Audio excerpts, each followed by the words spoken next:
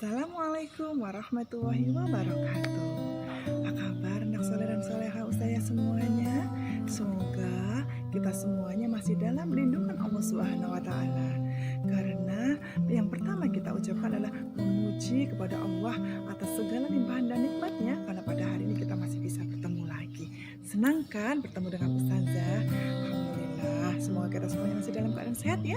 Oke, yang kedua, salawat dan salam semoga masih tercurah juga, tetap tercurah kepada baginda kita Nabi besar Muhammad Sallallahu Alaihi Wasallam serta keluarga, sahabat dan orang-orang yang selalu istiqomah di jalannya. Teman-teman semuanya, bagaimana kabarnya hari ini? Hari ini Ustazah mau bercerita kembali loh, bercerita tentang sahabat Nabi yang luar biasa, yang bisa menjaga hatinya, yang selalu ikhlas dengan teman-temannya, yang selalu lapang dengan saudaranya. Subhanallah, yakin orang yang demikian itu surga balasannya. Teman-teman mau tahu? Ayo kita simak ya. Hati-hati kita simaknya sama teman-teman. Kita menyimaknya bersama ayah bunda ya. Nanti cerita kembali ya. Oke, saya tunggu ceritanya. Inilah ceritanya. Suatu ketika Nabi besar Muhammad SAW sedang duduk-duduk bersama dengan para sahabat-sahabatnya. Beliau berkata kepada para sahabat, "Sebentar lagi salah satu ahli surga akan muncul di hadapan kalian." Dan para sahabat-sahabat Nabi pun terdiam dan memandang. Mereka bertanya-tanya, siapa yang kira-kira yang dimaksud oleh Nabi dengan calon penghuni surga ya? Tak begitu lama, kemudian datanglah seorang laki-laki dengan berpenampilan sangat sederhana yang muncul di hadapan mereka. Tampak pada seorang laki-laki tersebut menetes sisa-sisa dari air wudhu dari janggutnya, dan tampak laki-laki itu sedang menenteng sendal dengan kaki kirinya. Dan pada hari berikutnya, Nabi besar Muhammad SAW mengulang kembali perkataan kepada para sahabatnya tentang calon penghuni surga tersebut. Dan laki-laki penghuni surga itu pun nampak kembali, hadir di tengah mereka kembali, yaitu mereka melihat kembali laki-laki yang kemarin pun tiba-tiba muncul dan melintas. Di hari ketiga, Nabi besar Muhammad SAW mengulang kembali perkataan yang sama pada para sahabatnya, dan kejadian itu pun kembali terulang. Laki-laki itu pun muncul kembali di hadapan para sahabat-sahabat Nabi tersebut. Mendengar dari ucapan Nabi Muhammad SAW, akhirnya salah seorang dari sahabat Nabi yang bernama Abdullah bin Am merasa penasaran dan berkata di dalam hatinya, apakah sebenarnya yang dilakukan oleh laki-laki itu sehingga ia bisa masuk surga? Dan sahabat Nabi yang bernama Abdullah bin Amr itu pun mengikuti laki-laki yang dimaksud oleh Nabi tersebut.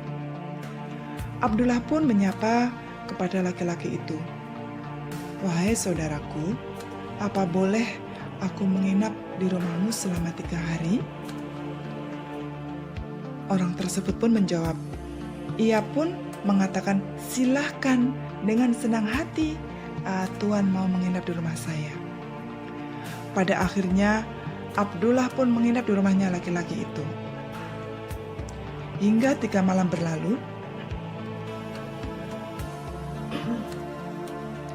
Abdullah tidak melihat laki-laki itu tidak melakukan amal-amal penghuni surga, dan terlihat ibadah laki-laki itu pun biasa-biasa saja.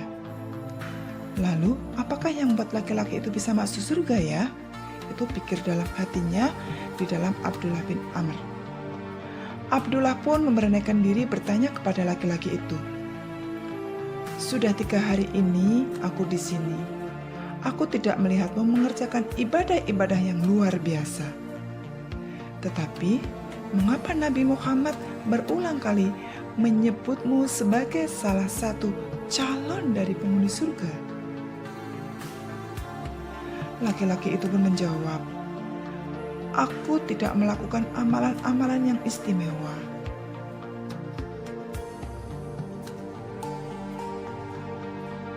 Tetapi aku sebelum tidur berusaha mengingat tentang kesalahan-kesalahan saudaraku yang seiman, dan aku berusaha memaafkan kesalahan-kesalahan mereka sebelum aku tidur. Aku hilangkan rasa iri dan dengki terhadap karunia Allah Subhanahu wa Ta'ala yang diberikan kepada saudaraku. Nah, itu teman-teman ceritanya. Ketika orang tersebut bisa menghilangkan rasa iri dan dengki, maka Allah insya Allah akan ridho terhadap orang tersebut. Teman-teman, hikmah dari cerita tersebut adalah memaafkan kesalahan-kesalahan teman kita sesama muslim. Allah Subhanahu wa Ta'ala akan memberikan surga sebagai balasannya. Kita harus bersyukur atas segala nikmat yang telah diberikan kepada kita semuanya. Saya ulangi, kita harus bersyukur atas nikmat yang diberikannya untuk kita. Maka hati kita pun akan lebih senang dan lapang. Dan teman-teman sekalian, apapun akan kita sukai terhadap teman-teman kita semuanya. Karena orang-orang yang mempunyai sifat dengki dan sifat pendendam merupakan kawan dari syaitan. Dan orang yang mempunyai sifat iri dan dengki, ia pun tidak akan disukai oleh teman-temannya. Teman-teman yang soleh dan soleha tentu ingin punya banyak teman kan? Dan disayang oleh Allah Subhanahu wa Ta'ala. Maka jadilah orang pemaaf dan Allah pun akan menyayangi kita semuanya.